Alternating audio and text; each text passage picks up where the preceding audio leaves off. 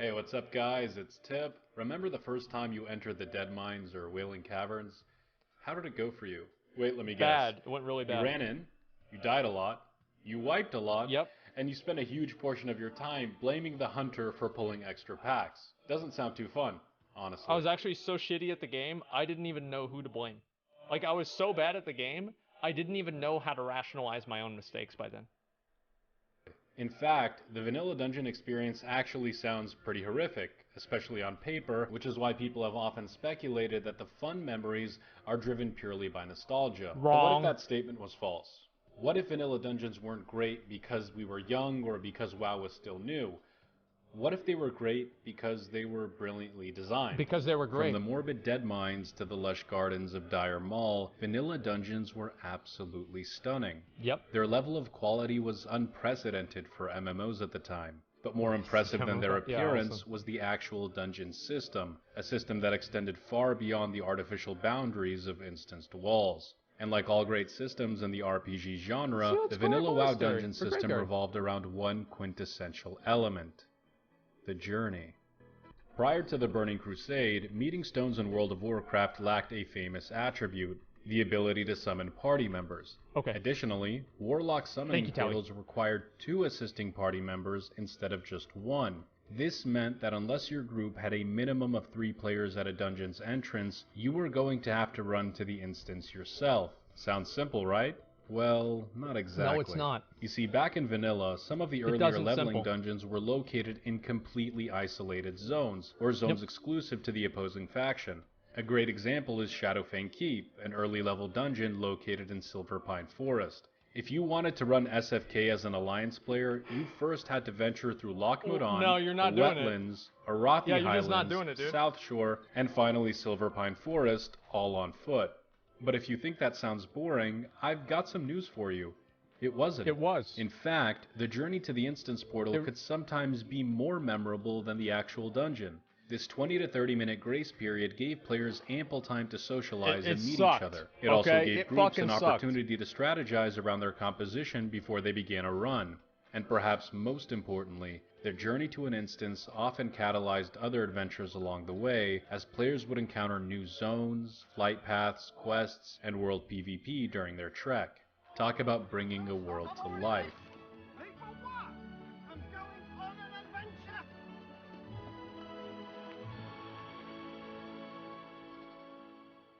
I remember the first time I ran Scarlet Monastery. Dude, can you imagine, this is peak WoW video, okay? Like, this is what it's about, right? A guy sitting in there, mid to late 20s, balding, talking about how good vanilla WoW was, clips of Lord of the Rings. Obviously, it was a Hobbit, right? But basically, Lord of the Rings in there, some 80s music. Like, this is absolutely peak WoW video. Like, this is what we want, all right? And it's okay. I'm not even complaining about it. But there's a point where you have to realize that it is what it is. Yeah, this is On a my boomer Warlock, video. my group and I literally Exactly. spent hours fighting the Alliance on that small hill area by the meeting stone. We spent so much time fighting on that hill that gradually more and more people would show up until it became an all-out faction war. It was so epic, and it's just one It fucking example was, of the man. emergent gameplay that can arise from simply having players travel to dungeons instead of queuing for them. And when the PvP slowed down and we finally entered the Yeah, I did see vestibule, that. pure awesomeness. I can't think of any other way to describe it. As your group crept closer and closer to an instance portal, the world itself began to change. Normal mobs became difficult elites. Standard Yep. caves turned into winding mazes. You Yep. even lost your ability to locate yourself on the map, making instance portals a pain to find. That With was, each step towards yeah, the that dungeon, was, you felt like you I were didn't like progressing that. deeper and deeper into dangerous lands. That And when you just finally sucked. reached the portal and leapt into the swirl of digital cotton candy, the dungeon itself did not disappoint. Immersive, challenging, huge. Each dungeon in Vanilla WoW was gigantic, and more importantly, they were sprawling and seemed to unfold before you like a George R. R. Martin novel. With every page turned, the stakes grew higher, and with each boss kill, the dungeon environment escalated. A great example of this escalation is in Razorfen Downs, a dungeon where you literally hate begin this on the dungeon. ground level and gradually fight your way up the Spiral of Thorns towards a climactic showdown with Kel'Thuzad Jr. That's true. No, that is actually true. Holy shit. No, you're right. Like, I used to always do this dungeon. This is one of my favorite dungeons of like all time.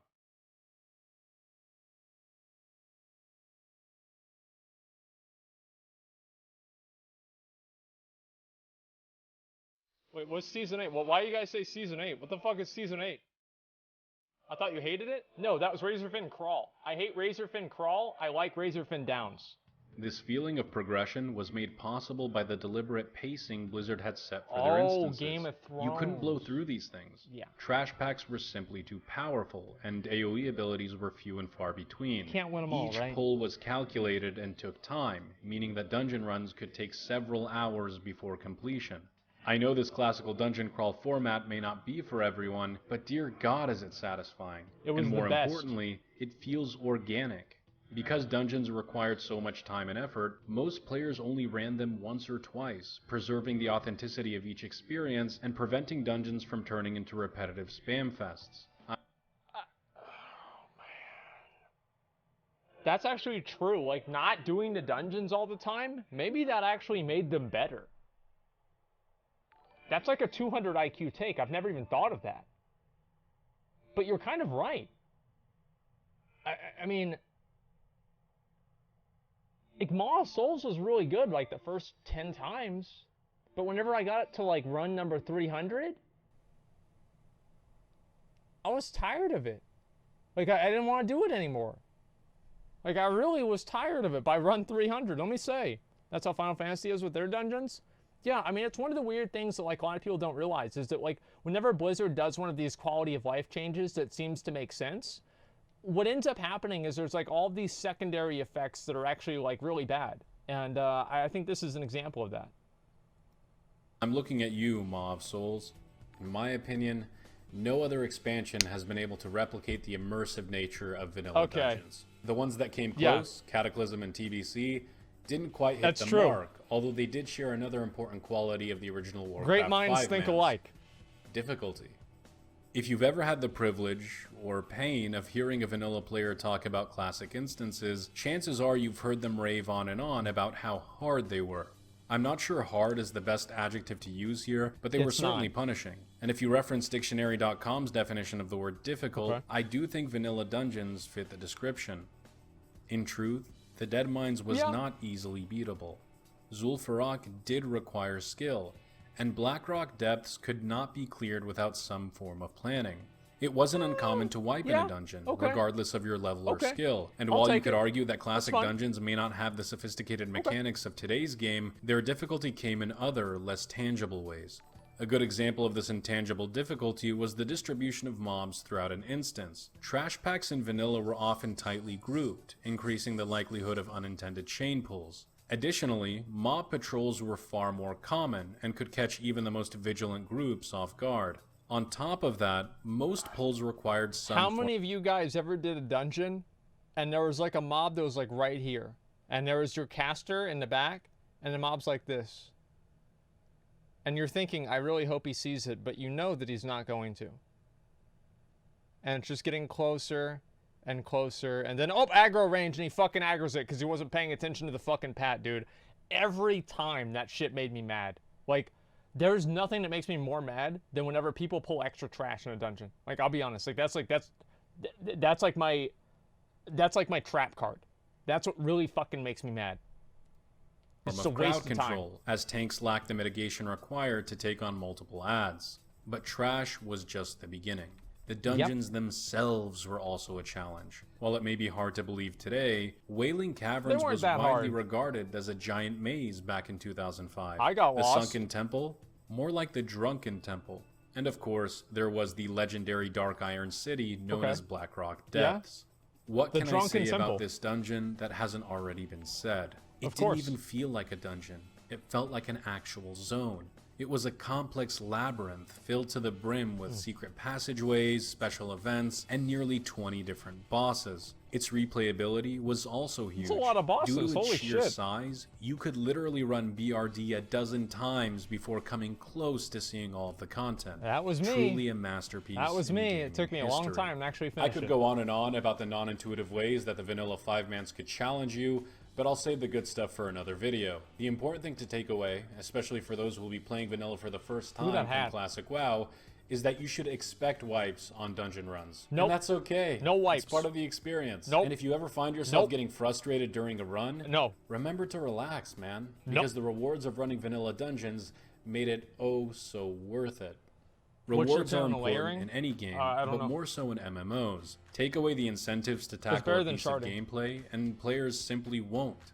Luckily, vanilla 5-mans did not have this problem. Oh, is there this were a so soloing many video? reasons to run dungeons. I'll just list some of them for you here. Oh my god, I watched this Reason one number too. 1, loot. There it is. You could make the case that every WoW expansion has had great loot drops in dungeons, and you'd be right. No. However, no expansion's dungeon loot had been as relevant or as vital in world play as vanilla's. Because the world itself was so dangerous back then, and because leveling took so long, a dungeon gear upgrade was almost invaluable. An upgrade meant you could stay alive longer while grinding in Ravenhill Cemetery. It meant less time wasted drinking water as a mage, and regardless of your faction or class, it meant a higher probability of surviving a dreaded world PvP gank in Stranglethorn Vale. Additionally, some pieces in vanilla leveling dungeons were so good that they were actually prioritized for raiding.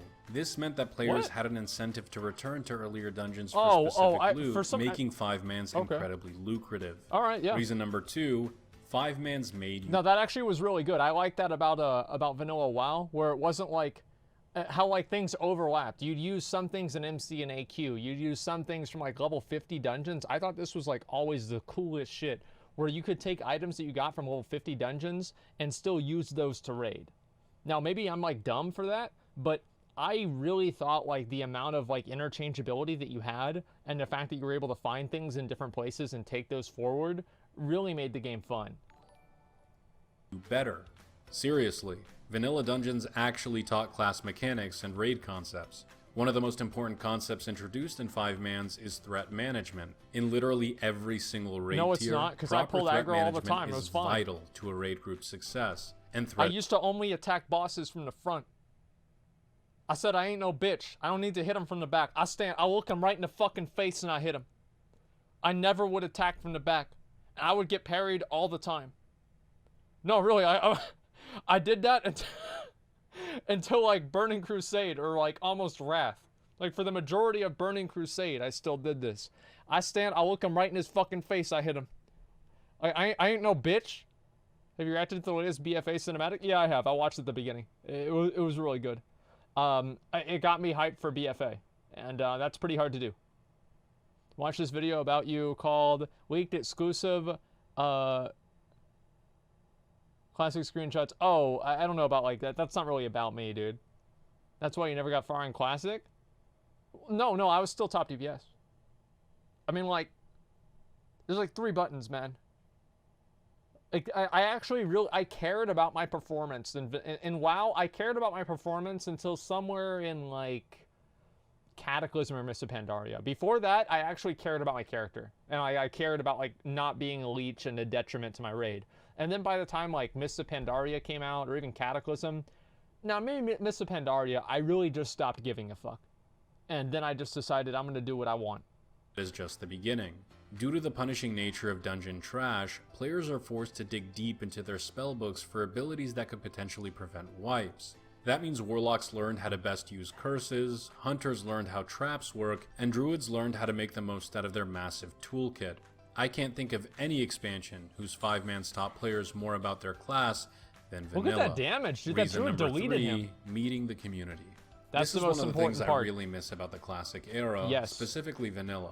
Because of how long it could take to put together a dungeon group, players were indirectly forced to meet and network with fellow faction members on their server. Finding a dungeon buddy or two could save you so much time that coming out of your shell was just worth it. The result of this increased social interaction is a term I think many of us miss dearly in World of Warcraft. Community. Say what you will about vanilla dungeons, even the harshest of critics cannot deny the sense of community that the 5-mans helped build. These are just a few of the many incentives designed to reward. There were people that I did dungeons with that I raided Karazhan with. We came up through the ranks together. And it was fucking beautiful.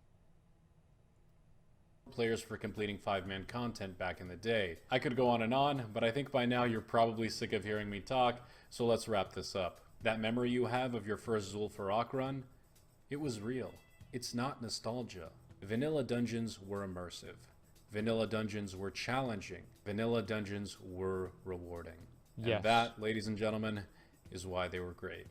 Thank you for watching the video, guys. Yes, if you dude. liked what you saw, sub it up and stick around because we got more coming. A special thank you to all my friends on Patreon.